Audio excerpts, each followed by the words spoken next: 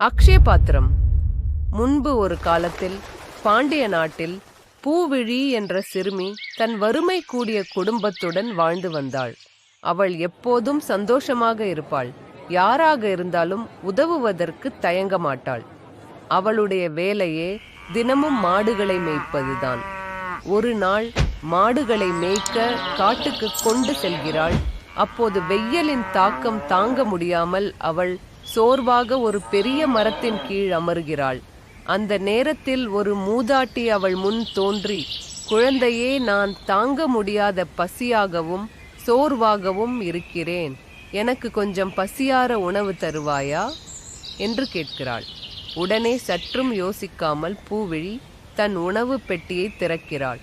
சிறியதாக ஒரு கைப்பிடி சாதத்தை எடுத்து புன்னகையுடன் பங்கு போட்டு தருகிறாள். அதை வாங்கிய மூதாட்டி உணவை உண்டு உள்ளம் மகிழ்ந்து பூவிழியை ஆசீர்வதிக்கிறாள். நீ நல்ல மனம் கொண்டவள், பிறருக்கு உதவி செய்பவள், ஆகையால் இந்த அக்ஷய பாத்திரத்தை நீ எடுத்துக்கொள் என்று ஒரு ஒளிரும் பாத்திரத்தை தருகிறாள். அந்த பாத்திரம் மாய சக்தியாலானது. எப்போதும் உணவை வழங்கி கொண்டே இருக்கும். உணவை எடுக்க எடுக்க குறையவே குறையாது. பூவிழி மகிழ்ச்சியுடன் பாத்திரத்தை வீட்டுக்கு எடுத்துக்கொண்டு போகிறாள். அப்போது உணவு நிரம்பிய பாத்திரத்தை பார்த்த குடும்பத்தினர் ஆச்சரியமும் மகிழ்ச்சியும் அடைகிறார்கள். அந்த நாளிலிருந்து அவர்களுக்கு ஒருபோதும் பசி என்பதே இல்லை. மேலும் பூவிழி கிராமத்தில் உள்ள ஏழைகளுக்கு உணவு வழங்க ஆரம்பிக்கிறாள்.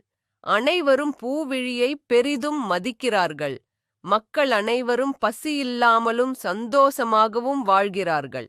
இந்த செய்தி மன்னரின் அரண்மனை வரை சென்றது. அந்த செய்தியை கேள்விப்பட்ட மன்னன் மந்திர பாத்திரத்தை பார்ப்பதற்காக பூவிழியின் வீட்டுக்கு வருகிறார். உடனே பூவிழி அந்த பாத்திரத்தை மன்னரிடம் காட்டுகிறாள். மன்னர் ஆச்சரியமடைந்து, இதை எப்படி பெற்றாய் என்று கேட்கிறார். நல்ல மனதுதான் மாயையை அழைகிறது என்று பூவிழி சொல்கிறாள். மன்னர் சிரித்துக்கொண்டு பரிசளிக்கிறார். கதையின் நீதி: மாசற்ற மனமும் பகிரும் குணமும் நிரந்தர ஆசீர்வாதங்களை தரும்.